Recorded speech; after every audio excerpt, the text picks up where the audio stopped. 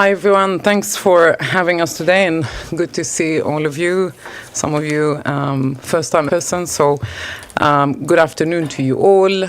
Sorry we're a few minutes late. I will first pass on the floor to, okay, maybe before that, just in terms of format, because Alessandra is not around today.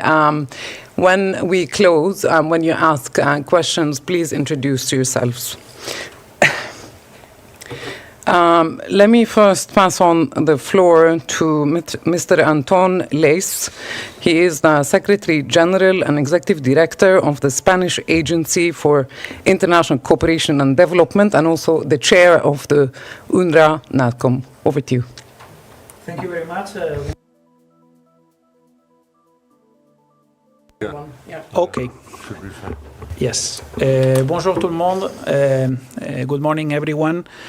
I'm here as the chair of the ADCOM in probably what could be the most important advisory commission meeting in several years, given the unprecedented situation that UNRWA is experiencing, that the region is experiencing, that we are seeing. Number one, because there is a complicated situation created by the adoption of legislation in the Knesset that jeopardizes for the first time in history UNRWA's operation in the West Bank, including East Jerusalem, where the agency's headquarters are located, and also in Gaza, but also because the situation on the ground, as we heard this morning from UNRWA staff, is as dire as it has been since October 7.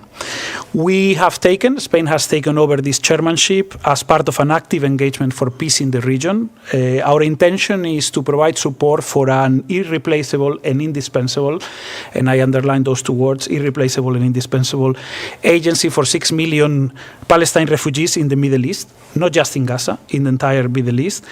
It is indispensable and irreplaceable in the absence of a political solution to the conflict, because all these people depend on UNRWA for basic services such as health, education, or social services. Let me be very clear. UNRWA is like no other UN agency. No other UN agency has the mandate of almost a quasi-government providing those services. The UNRWA's mandate was established and has been continually extended under Article 7 of the United Nations General Assembly Resolution 302, which includes the provision of services, assistance and protection for Palestine refugees in 5 fields of operation. Until there is a just and durable solution to the plight of Palestine refugees in accordance with international law, there is simply no alternative to UNRWA, as it has a key and fundamental role in providing education, providing health, relief, and social services to Palestine refugees, and also, very important as well, stabilizing the region or contributing to regional stability. This is particularly the case in Gaza, since the Hamas terrorist attacks of October 7th, we all condemn. UNRWA has been the backbone of the humanitarian response in the Strip, and there is certainly no alternative to UNRWA to deliver aid in Gaza. It is the only organization that possesses the staff, the infrastructure, and the capacity to deliver life-saving assistance to Palestine refugees at the scale needed, especially in Gaza. But more generally, UNRWA is indispensable as well in the West Bank and the wider region as well for these 6 million people. We have a very important agenda ahead of us. We conveyed to the Commissioner General and to UNRWA colleagues, of course, our regrets for the loss of more than 240 staff members in Gaza. We extended our condolences to their families, friends, and colleagues. We also noticed that at least 190 UNRWA facilities in Gaza have suffered severe damage to date. Spain has condemned these deaths and the destruction of health and educational facilities. Yet it's also remarkable, and we congratulated the organization, that despite all of this, UNRWA has worked tirelessly to assist the civilian population in Gaza. And just to give one example, 156,000 children have been vaccinated against polio by UNRWA over the last 2 months. The agenda for today and tomorrow is quite complete. We'll have briefings on the situation and UNRWA's activities in Gaza and the overall region, including Lebanon, which is, of course, very concerning also for Palestine refugees. There are 3 key points. First, of course, we'll discuss the situation created by the Knesset legislation. And I think what we intend to do there is to affirm our strong support for the agency in continuing its vital work pursuant to the mandate. There is a strong opposition to the legislation adopted, and of course a grave concern that if implemented, the legislation would have far-reaching consequences, effectively stopping UNRWA's operation in the West Bank, including East Jerusalem, and de facto preventing UNRWA's vital operations in Gaza, which would risk also setting a dangerous precedent that will undermine the work of the United Nations and the multilateral system. And indeed, this is not just about the West Bank and Gaza, it is not just about the Middle East, it is not just about UNRWA, it is about the UN's Charter and international law more broadly. Second, we'll discuss today how to counter the massive amounts of disinformation and misinformation against UNRWA, and we'll provide the agency with some recommendations, hopefully, on how to respond to that. Stressing in particular this unique mandate and position that UNRWA has as a UN agency, because there is no other organization like UNRWA. And third, we'll continue to discuss the internal governance of UNRWA and the continued efforts undertaken by the Commissioner General and his team to strengthen neutrality, including through the implementation of the recommendations made in the Colonna report. The agency has made progress. We'll continue to address the remaining recommendations in the Colonna report. We'll continue to work closely with the Commissioner General and the organization on this. And on broader governance reforms, we will also provide or try to provide guidance and advice on how to strengthen UNRWA's financial position and improve the governance structure of the agency, or how to enhance partnerships with other organizations. That is our role as chair of UNRWA. Let me also very clear, in Spain, or speaking as Spain, we are deeply committed to peace in the Middle East. We have been strong proponents of the two-state solution. We see, of course, the continuity of UNRWA's activities as crucial in that effort, and we stand ready to provide UNRWA all the support needed, financial, of course, and this year we have provided 23.5 million euros, which is a historical high for the organization, but also politically, and that is also why we have taken on this role of chairmanship of the ADCOM. Thank you so much. Can you hear me okay? Thank you so much, Mr. Leys, and thank you for the generosity and the support of Spain to UNRWA and Palestine refugees. Mr. Philippe Lazzarini, Commissioner General of UNRWA, over to you, please. Thank you so much. Pleasure to be with you, and thank you, Minister Leys. It was correct? Yeah, okay. It was correct. It was here green for me. So. No, it was good here. Sorry about that. But again, thank you, Minister Leys, and thank you to Spain, first for the chairmanship of the ADCOM, but also for stewarding the support with other member states to the agency, both politically but also financially. Spain has been very involved also in New York with other member states when it comes to the joint commitment to the agency. You said a lot, so I will just be a little bit briefer and give more time for the Q&A today. As you know, I was at the GA last week at the Fourth Committee because of the unprecedented time the agency is going through, which I have described as being certainly the darkest moment for the agency, but also for the Palestinian refugees across the region. You have all followed recently the adoption of the two Knesset bill on the 28th of October. I have drawn the attention of the member state that now the clock is ticking. Basically, it's a 3 months deadline. I have shared with member states our 3 asks. The first one being we have to stop or prevent the implementation of this bill. Secondly, once this implementation of this bill is put on hold, we need to delineate the role of the agency within a political pathway leading to the two-state solution, leading to an empowered Palestinian authorities. As Minister Lay said, you keep hearing that the agency is irreplaceable. I keep being asked, why is the agency irreplaceable? In fact, it is replaceable by a functioning state, by functioning institution, and for this we need to invest even more into a political process in order to make sure that this reality will be the reality of tomorrow for the Palestinian. But we are irreplaceable for any other United Nations organization, because there is no United Nations organization which has been geared to provide public-like services like UNRWA. There is absolutely no UN agency which would provide primary or secondary education to hundreds of thousands of girls or boys anywhere in the world, but also across the region. So my message to the member state has also been, please make sure that we are not throwing the baby with the water at the same time, because if we do this and we do not have a viable alternative in place, we will create a vacuum. We will also deprive hundreds of thousands of children to the right of education. But by doing this, we will also sow the seeds for more extremism, more hate in the future. So what is at stake? It's not, and you heard from me many times, because I might also ask about what are the political objectives, what are the objectives behind the dismantlement of the agency.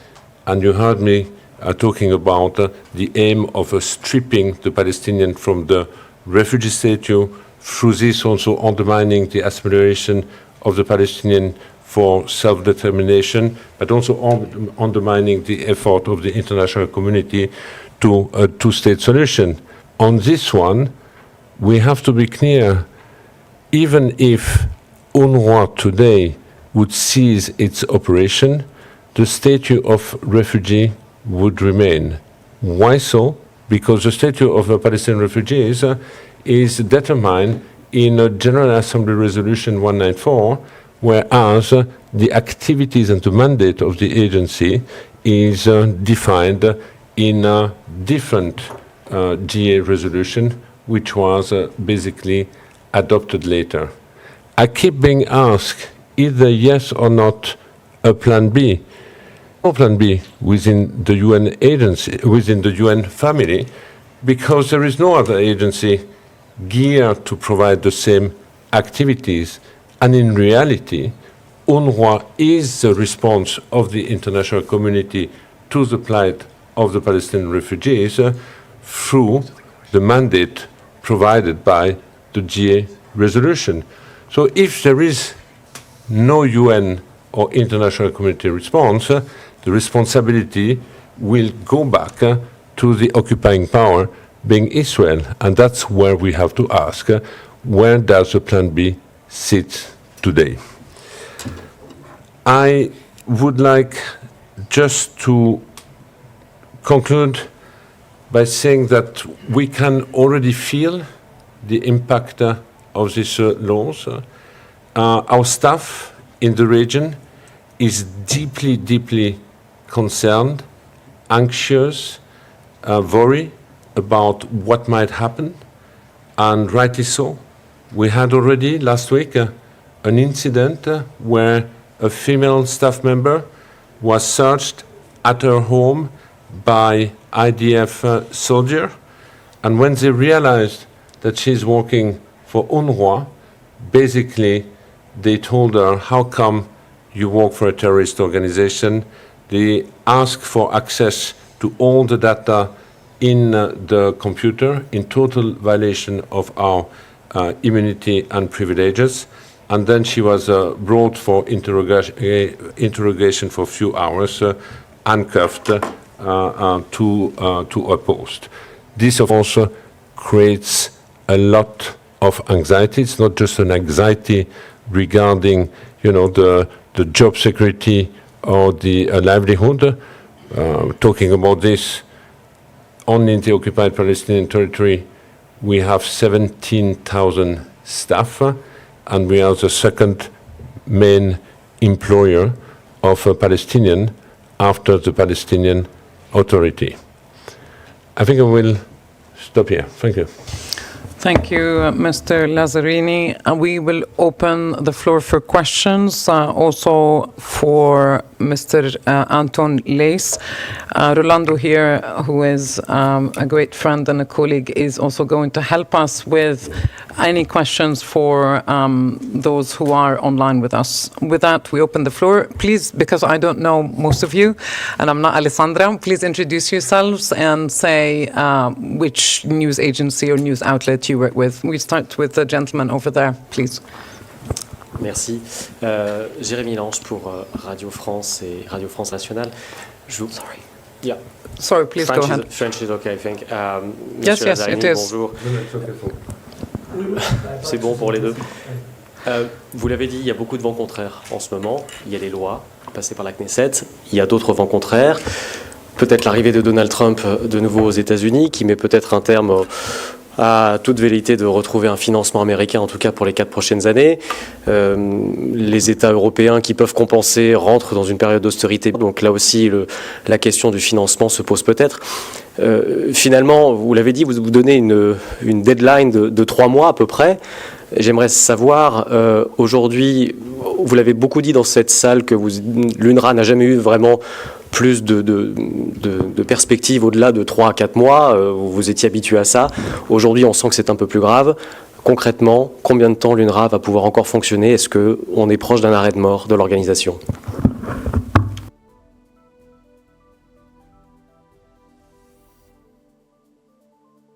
I think both work. You can do like half if you wish. Je suis souvent venu ici pour parler de la situation financière désespérée de l'agence, mais je pense qu'aujourd'hui, effectivement, on en est beaucoup plus loin. Ce n'est pas que la crise financière qui est une crise existentielle. Il y a une crise politique, il y a une volonté politique de démanteler l'agence par un État membre des Nations Unies, l'État d'Israël. Donc, dans les mois à venir, qu'est-ce qui va se passer? La première chose, c'est que premièrement, nous avons vu au cours des dernières semaines, depuis l'adoption des 2 lois par la Knesset, une extraordinaire solidarité de la communauté internationale.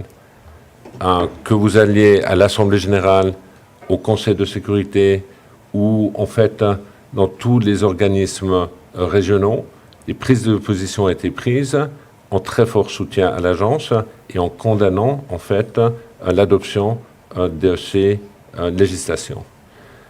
La question que tout le monde pose, c'est que va-t-il se passer si l'UNRWA est obligé et contraint à cesser ses activités?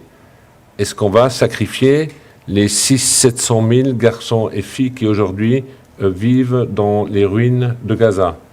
Parce qu'on n'aurait pas une alternative dans les mois qui viennent pour reprendre l'éducation. Qu'est-ce qu'on va faire avec les 16 000 personnes qui quotidiennement vont dans les centres de santé d'UNRWA?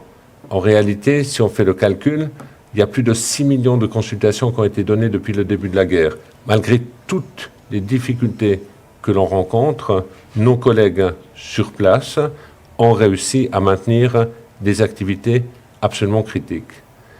Les vents aujourd'hui sont contraires, c'est vrai, c'est un environnement extraordinairement adverse, voire hostile.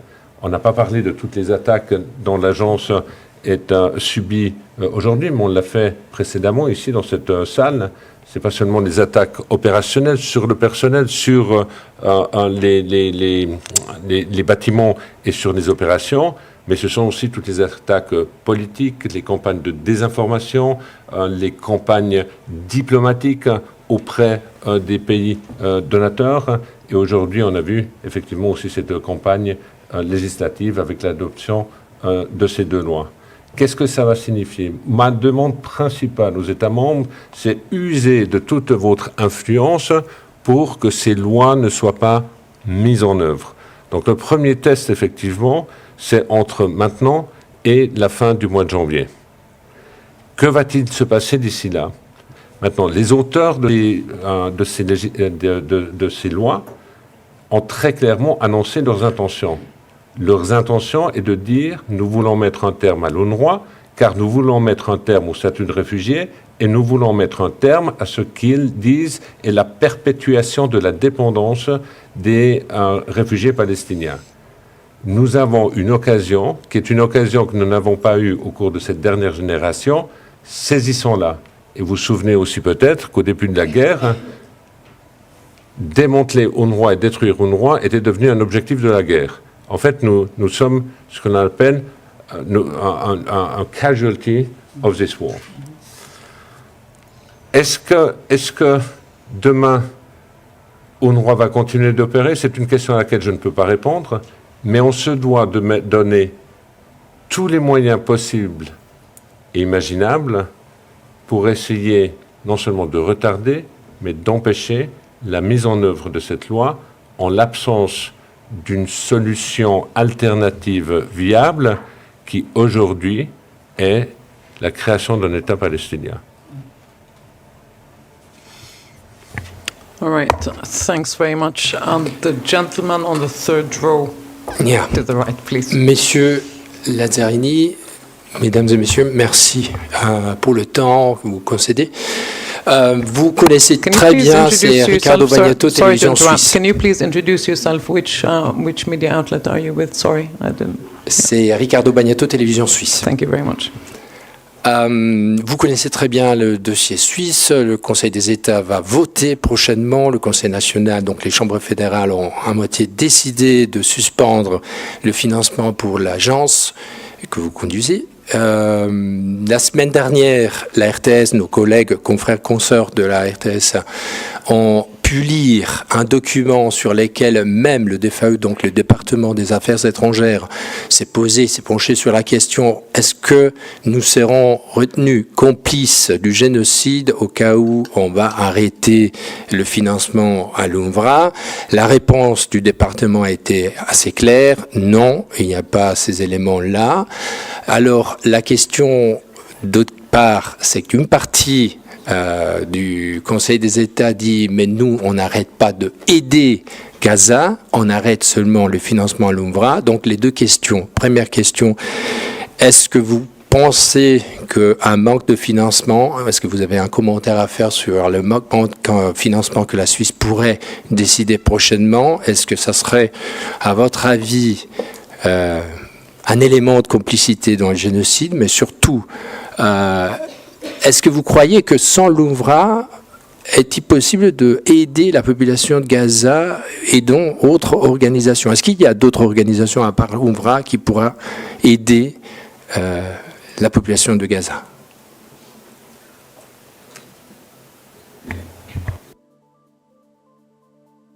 Écoutez, 2-3 commentaires. Premièrement, si vous parlez d'amener un camion avec de la nourriture, vous trouverez certainement une alternative. Bien qu'aujourd'hui, la présence de l'UNRWA est telle, et je répète juste un chiffre, nous avons 13 000 employés, la deuxième plus grande agence des Nations Unies présente à Gaza est le Programme alimentaire mondial avec 200 employés. Alors évidemment qu'il y a un espace pour augmenter l'empreinte et la présence logistique du Programme alimentaire mondial ou d'autres organisations à Gaza, et que effectivement, si dans votre question, la question est: est-ce qu'on peut augmenter l'assistance en nourriture? Ma réponse est oui. Est-ce qu'il y a aujourd'hui une autre organisation en dehors d'un État qui fonctionne pour ramener des enfants dans un environnement éducatif? La réponse est non. Il n'y a personne. La même réponse vous sera donnée pour la santé primaire. Donc, par rapport à votre deuxième question, j'aurais tendance à dire l'histoire nous jugera plus tard. Je veux dire, nous avons une tragédie sans précédent qui se déroule sous nos yeux, et puis il y a des décisions qui sont prises qui ont des conséquences et qui ont un impact sur ces populations. Et je pense qu'aujourd'hui, il est peut-être trop tôt de répondre à cette question, mais dans quelques années, ceux qui vont nous suivre diront qu'est-ce que vous avez fait ou ne pas fait. Et là, sur cette question qui vient de l'administration fédérale, je ne pourrai pas répondre. Mais ultimement, je vous l'ai dit plus d'une fois, j'espère que la Suisse reste un partenaire de l'agence, reste un partenaire du multilatéralisme, reste un partenaire en fait des décisions qui ont été prises par l'Assemblée générale des Nations unies et que, dans ces conditions, elle continue d'être un partenaire de l'UNRWA qui est le véhicule que la communauté internationale a décidé, qui est là pour aider les réfugiés palestiniens jusqu'au jour où il y aura une solution politique juste et durable.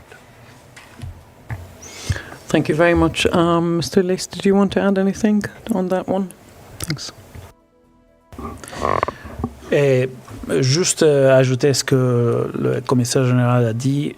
Pour l'Espagne, le choix est clair. Et dès le début, quand il y avait eu des questionnements par rapport au financement d'UNRWA, nous avons annoncé, notre ministre des Affaires étrangères au mois de mars a annoncé un premier paquet financier d'urgence pour faire face à la situation qui était très compliquée à ce moment-là au niveau financier.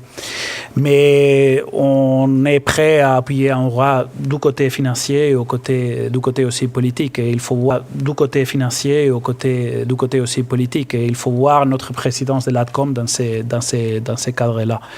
En Espagne, il y a un soutien fort pour ce qu'on fait avec UNRWA. Il y a une participation très forte de la société civile dans ces moments.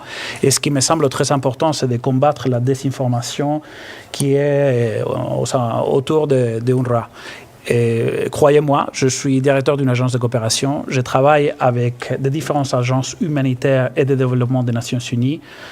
Et UNRWA, il est irremplaçable. Le commissaire général a donné des chiffres, mais au-delà des chiffres, UNRWA rassemble beaucoup plus un gouvernement qu'une agence des Nations Unies. Et ça, c'est un fait, je pense, incontournable. Thank you, Mr. Lace. We will go next to AFP, please. Thank you very much for the question. Nina Larson, AFP.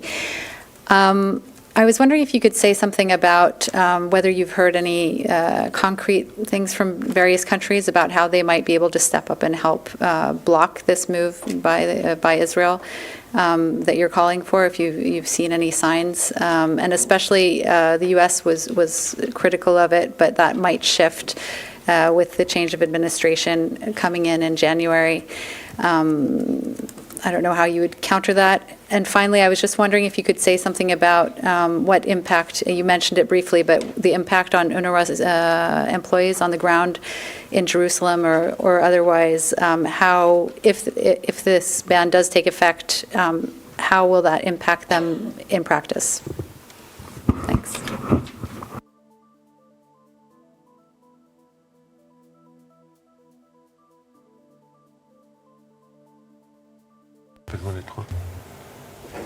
Click on the impact on our staff and whether you've heard from Yes, the okay. states on that.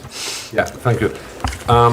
Listen, I just come back from New York, where there are quite a lot of activities going on. Last week there was an informal General Assembly meeting dedicated on UNRWA, which was triggered by the letter I sent to the President. Then this week we had the Force Committee. Number of discussions also are taking place about whether to submit a question to the ICJ, the International Court of Justice, first about the legality of the decision regarding the laws. Since a few months ago, the ICJ has ruled the occupation being illegal. Can you, in a context where the occupation has been ruled illegal, take a decision to ban the agency? There are also other discussions which are alluded for the time being about triggering some dispute mechanism through the General Assembly and also the ICJ. So all these discussions now are taking place among member states, and there will also be an emergency session in December. Now, yes, of course, we have a new incoming administration in the US. No one really knows in which direction things will go. We keep hearing that promoting a lasting peace is a priority, and I do not see how you can promote a lasting peace without addressing the question of the Palestinian in the region. So, of course, people are extremely worried that it might go in the direction of annexation, but annexation wouldn't mean a lasting peace in the region, having addressed the question of the Palestinian. It can take a different direction, which goes much more through a number of a normalization process in the region, for which expectations are that the issue of Palestine be also addressed. So I would say, let's see in the coming weeks in which direction it goes, but this is also one of the reasons why we have approached a number of member states to shield the agency in any proposed political pathway which would lead to either the creation of the State of Palestine, but which would address the Palestinian question. Last but not least, yes, you have a first impact on our staff regarding the job insecurity, but beyond that, a real fear that any of them could be harassed, could be arrested, investigated, convicted for belonging or having worked with an organization which in this context is considered as being a terrorist organization. Many thanks. We go next to Efe, please. Yes.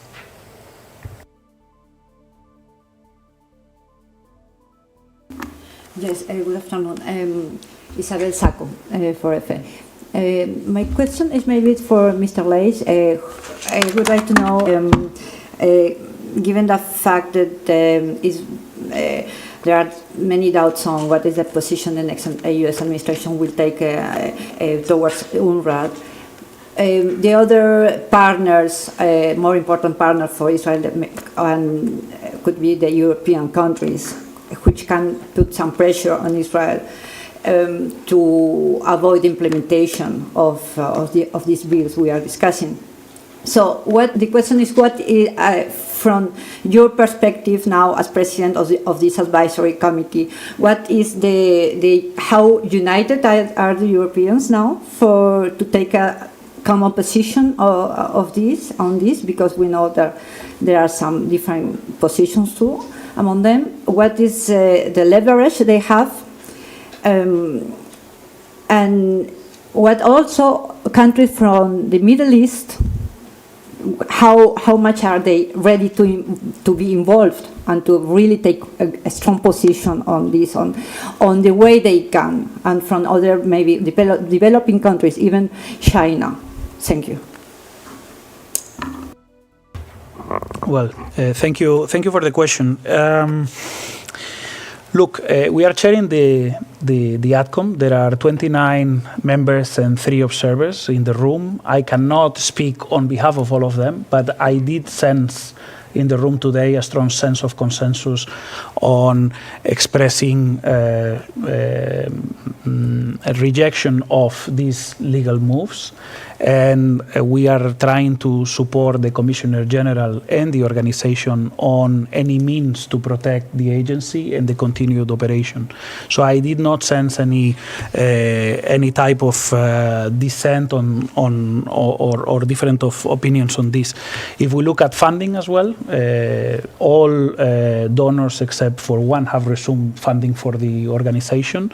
So I do sense that among the donor countries and the host countries that are represented in the ADCOM, there is a strong support for the continuation of UNRWA's activities, a strong rejection of the measures adopted, and strong support for the work of the Commissioner General and UNRWA at this crucial point in time.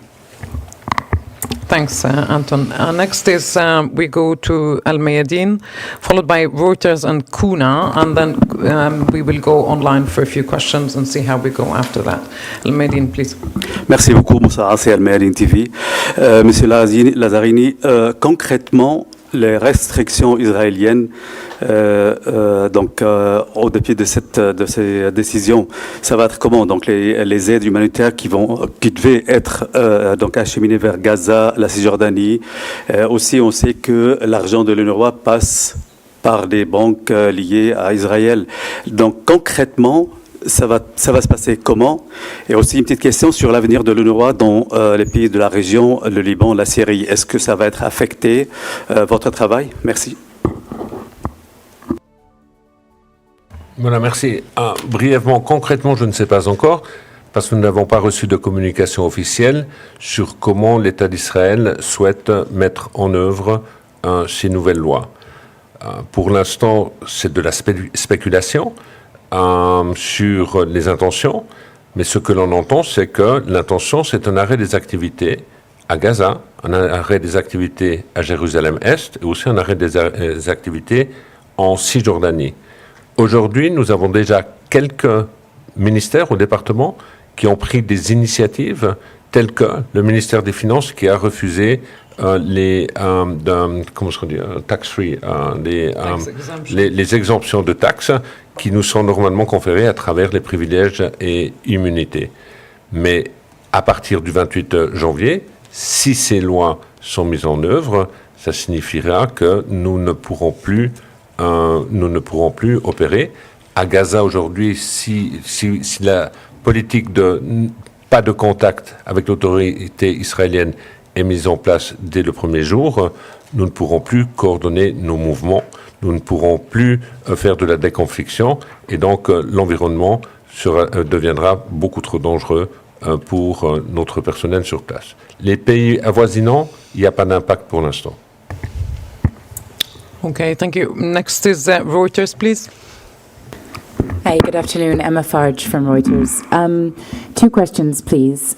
One was on a looting incident at the weekend, which seems to have been one of the worst, maybe the worst, since the war began.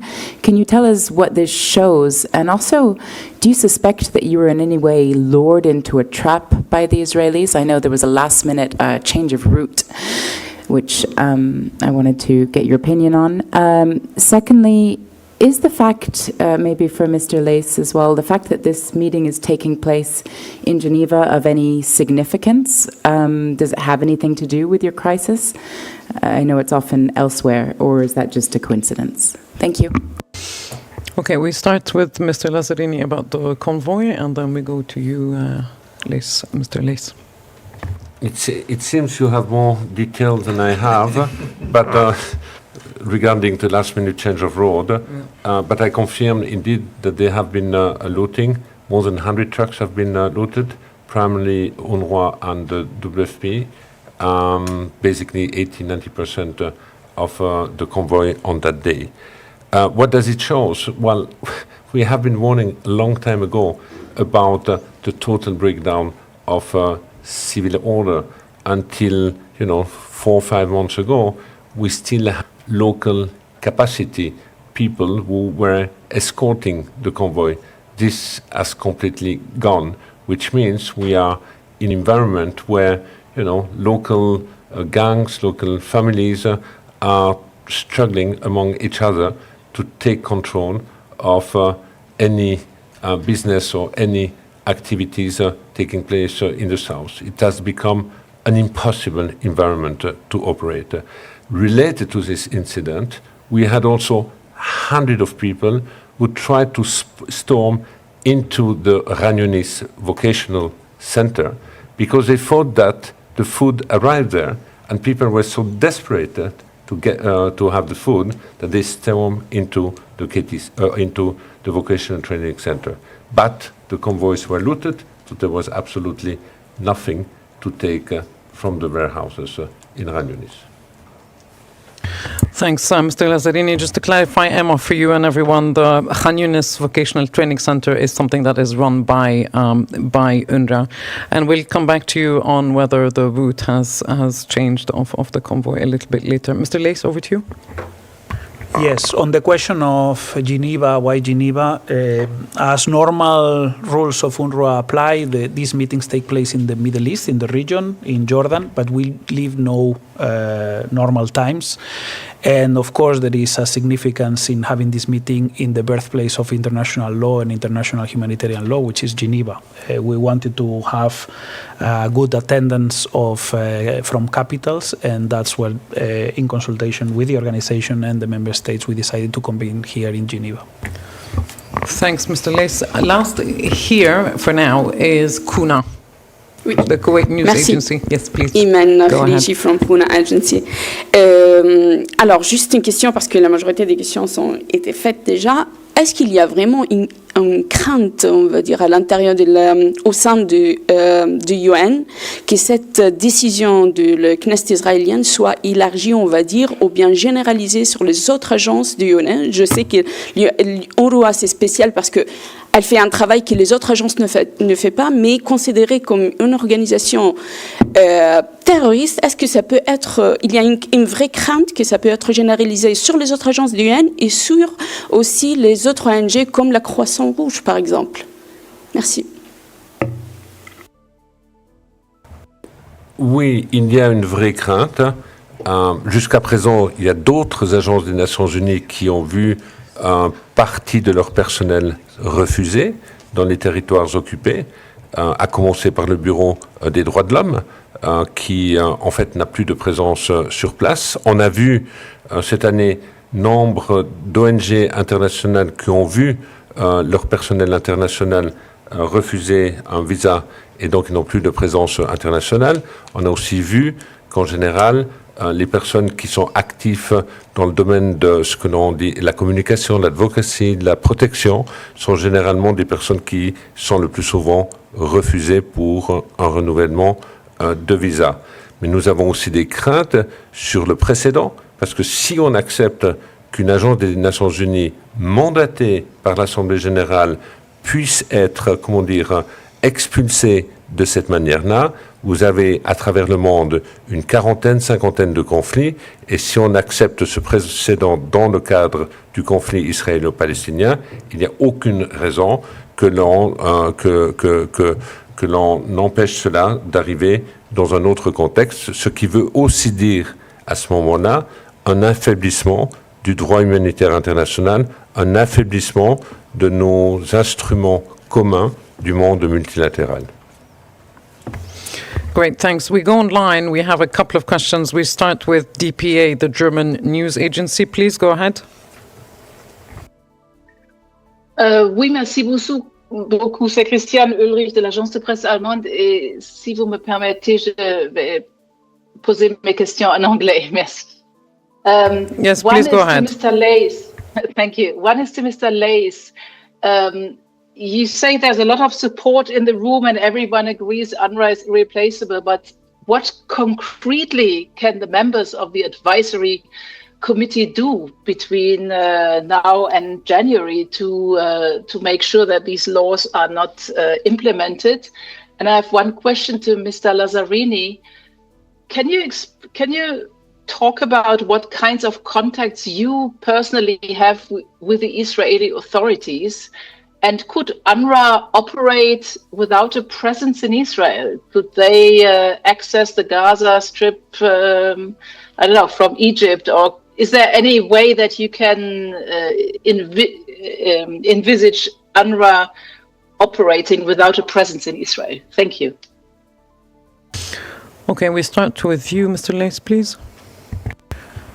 Well, on what it is that member states can do, already convening this meeting and agreeing on these important points and giving guidance to the organization is significant. Mr. Lazzarini already mentioned a few additional actions that are being taken in New York, and of course it's incumbent on each of us in our capacity to convey to the Israeli authorities the importance of suspending the application of these laws so that we do not face the catastrophic situation I was mentioning before. But indeed, all diplomatic means are at play, and we are trying to do everything we can in all fora. In the UN General Assembly, there was a meeting that the Commissioner General attended.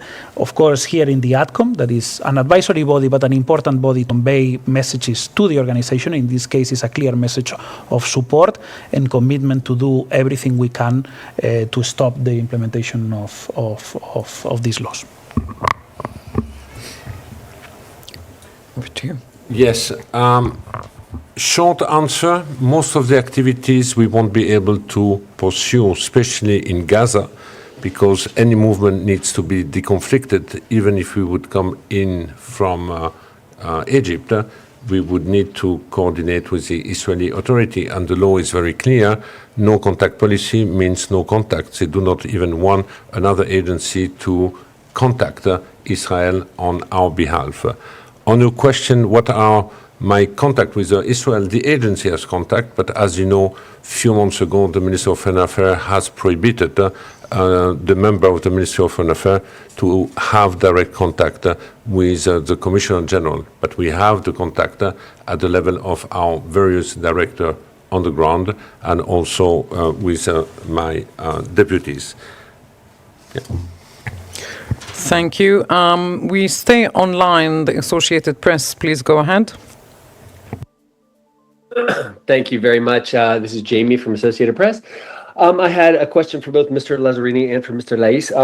Mr. Lais, you just answered the question from my colleague at DPA, Christiana. Could you please just tell us what you expect at the end of this meeting, specifically, concretely? What do you expect? And then for Mr. Lazzarini, you have both been speaking about diplomatic pressure that you hope will be mobilized with regard to Israel to try to convince its authorities to back away from this for their plans.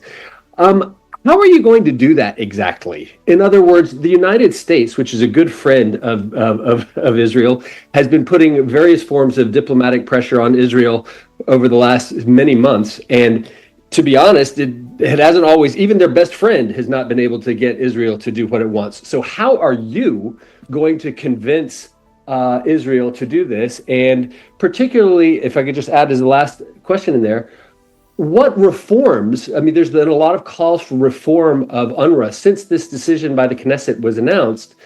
What reforms have you proposed, planned to convince the Israelis that progress is being made at UNRWA that maybe could have them back away? Thank you so much.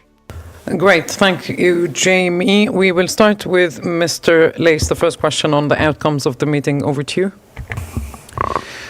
Well, I think what we are expecting here is, of course, a clear message of support by everyone that participates in UNRWA's advisory commission. That is host countries and donor countries. It's a very diverse group. There are countries from the so-called Global South, Global North, countries that host Palestinian refugees, countries that contribute financially to the organization. So what we expect is this diverse group to send a unified message of support to the organization at this crucial moment in history, where it's the continuation of its activities is being put into question, and a clear message also on the concern, the grave concern that these members share about the Knesset laws if they're actually implemented. So, as the Commissioner General mentioned, and I said in the previous response, we are using every platform, every forum available to convey those messages, and it is only natural that the Advisory Commission of UNRWA, that is a body contemplated in UNRWA's governance as the one where donor countries and host countries are represented, that we send this message of unified support for the continuation of the activities of the organization and the grave concern about the several attacks the organization is suffering. And of course, we've been focusing on the legal attack, but there is also and there are discussions also about what is happening on the ground, the difficulties to operate. Some of the questions were alluding to that, and the campaigns of disinformation and misinformation that go around the organization. So it is important also to set the record straight and and explain what UNRWA does and what UNRWA does differently from other UN agencies and why, and this is a reality on the ground, why UNRWA is indispensable and irreplaceable. And I think on that, let's face it, in the public opinion, it is important to convey this message because I am not sure when you listen to some voices that this is clearly understood on some corners. UNRWA is like no other organization active now in Gaza or in the broader region. It is an organization that is more similar to a government, provides services till the very last mile, and that is not the case for all other humanitarian and development partners, whose work we value deeply, and in the case of my agency, in the case of Spain, we work very closely with, but they cannot replace the activities UNRWA is carrying out at the moment. It's simply not realistic. Thank you, Mr. Leys. Mr. Lazzarini, over to you. Perhaps the two questions can be merged also because we have also other people in the room. Over to you. Yeah, thank you. The two questions are quite different, but on the first one, we are given a voice. It would be easy today to give up, and I do believe that we still owe to the Palestinian refugees and their plight to exhaust all possible avenues. So we will be operating till the day we cannot operate anymore, and meanwhile we will exhaust all possible diplomatic avenue. One of them I described at the beginning is if today there is a political pathway, just make sure that the role of the agency is stressed, clearly delineated, so that we can accompany the process and hand over after that to an empowered Palestinian authorities. Now, if the pathway goes in the opposite direction, obviously we would certainly not be able to counter that.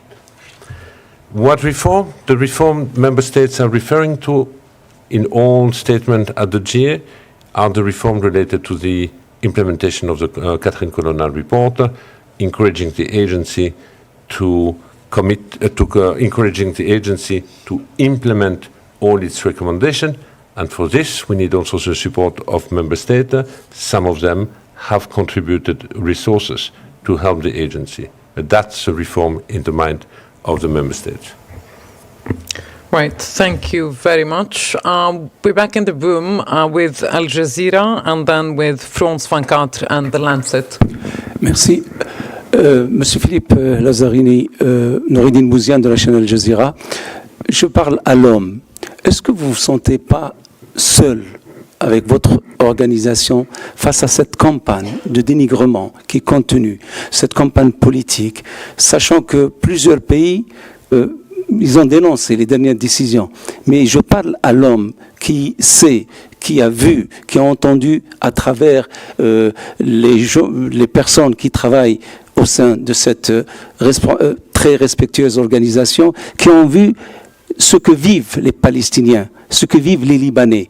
Est-ce que vous ne vous sentez pas tout seul parce qu'on ne voit pas une position internationale, mais claire, nette et précise pour dire à Israël, au gouvernement de Netanyahou, on ne peut pas toucher à une organisation qui appartient à l'ONU. Merci.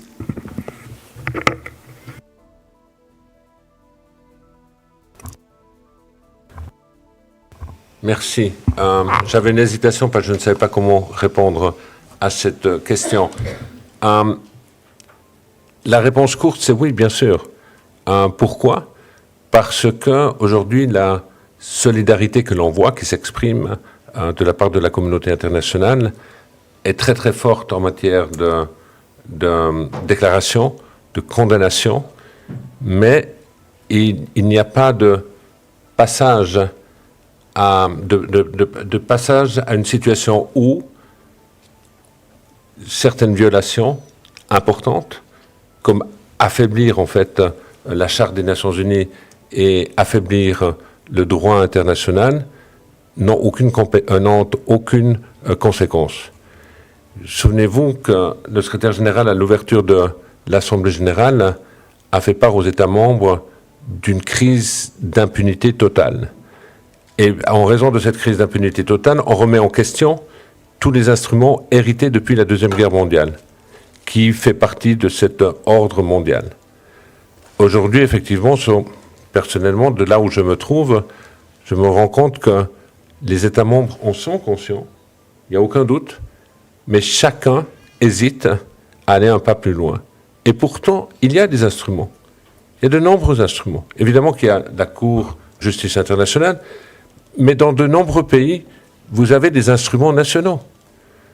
Des instruments nationaux qui disent que si on a un partenariat commercial, si on a un partenariat militaire, on s'attend à ce que les droits de l'homme, les droits humains soient respectés. Mais ces instruments ne sont pas utilisés. Et ultimement, effectivement, quand il s'agit de la cause palestinienne,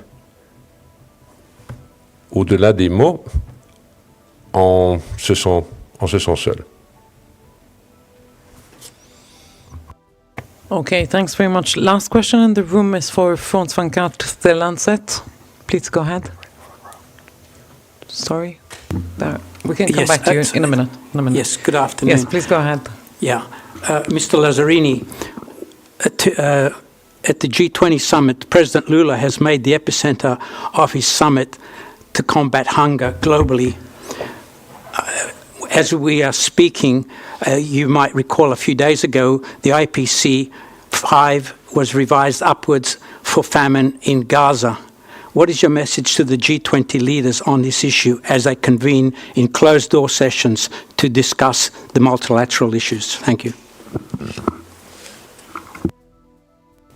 You ask what is my public message to the G20. Well, you know, if that's a priority, and I hope it is, Gaza being a man-made hunger situation with a looming famine, it's certainly one of the easiest place to make a difference, because in Gaza you need only political will to reverse this spread of hunger and this looming famine.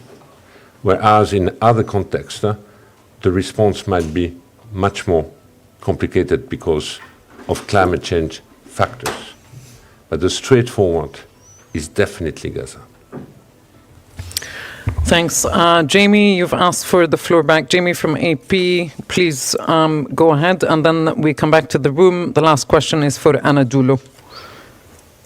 Thank you very much, Juliette, for letting me have the floor back. Mr. Lazzarini, I just wanted to understand what you said earlier, because it sounded kind of interesting.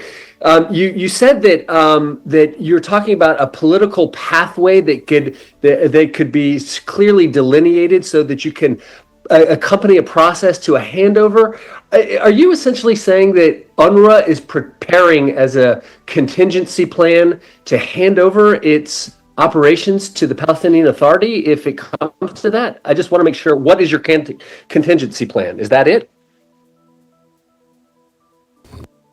There was a shortcut in your interpretation right now.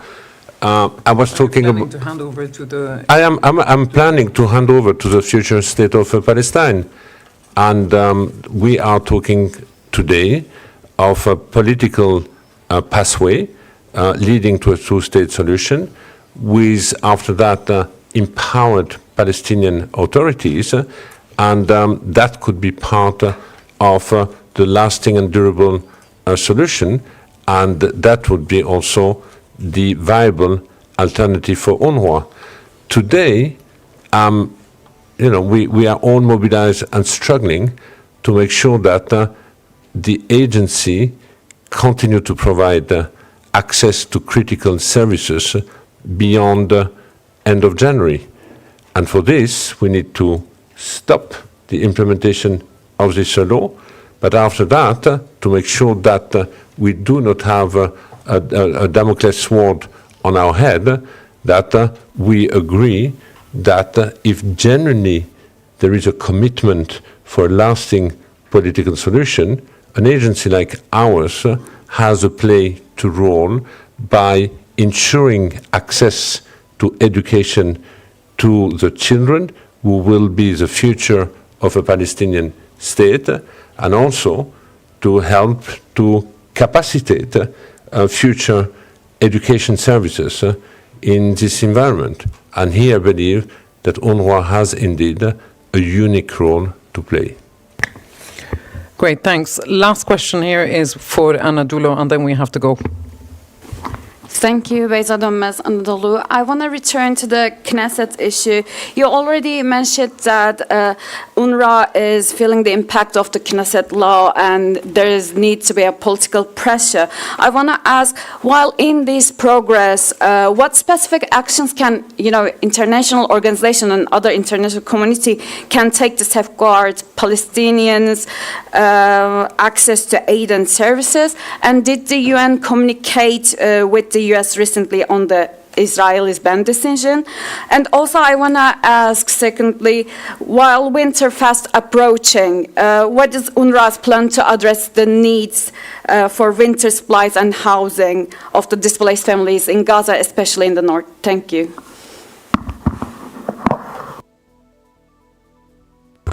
Just shortly, the US is part of the advisory commission, so they are part of our discussion, and obviously the impact of the Knesset law are at the center, in fact, of our discussion. We are in contact with a number of NGOs about future contingency, but the real contingency plan discussion is taking place in Jerusalem with what we call in our jargon the humanitarian country team, bringing together all the UN agencies and NGO partners. The contingency plan is mainly focusing on urgent humanitarian response. They are not talking about who can step in to take over education or primary health, because there is a realization within this broader community that no one else can step in the absence of a functioning state. In Gaza, as you know, we have difficulties to access. You heard about the looting yesterday. Number of trucks has drastically decreased, especially in October, but still in November, so since more than 6 weeks now. Winter is here, but it's difficult, excruciatingly difficult, to bring non-food items or equipment for the winter. Thanks. Mr. Leys, last word? Well, just to say that, of course, winter is a concern, so is education as well. And as part of this meeting, we are going to have a side event on education. It's already almost 2 academic years that children in Gaza have gone without education. And as the Commissioner General was saying, this is very concerning also for the future, for the human capital of Gaza and for Palestine more generally, but also sowing the seed of future conflict as well. We need to work with these children. And let me also add one thing on the question of hunger. The biggest determinant of hunger in the world, not just in the West Bank and Gaza, is conflict. Is not climate change. So the best way of ensuring, and as our Brazilian friends are chairing the G20, and G20 meeting is happening today, that we are able to provide food for everyone and we can fight hunger, is to end conflict today. That we are able to provide food for everyone and we can fight hunger is to end conflicts. And actually that is also an additional reason why Spain has been so actively involved in UNRWA and more generally on the conflict. And countries are doing what they can. I think in the case of Spain, we've gone beyond words. We have recognized the state of Palestine alongside other member states with the purpose of prompting a political solution on the problem, and having 2 parties that can discuss the only solution that is on the table, of course, which is the 2-state solution. Great. With that, thank you very much, and we'll see you next time.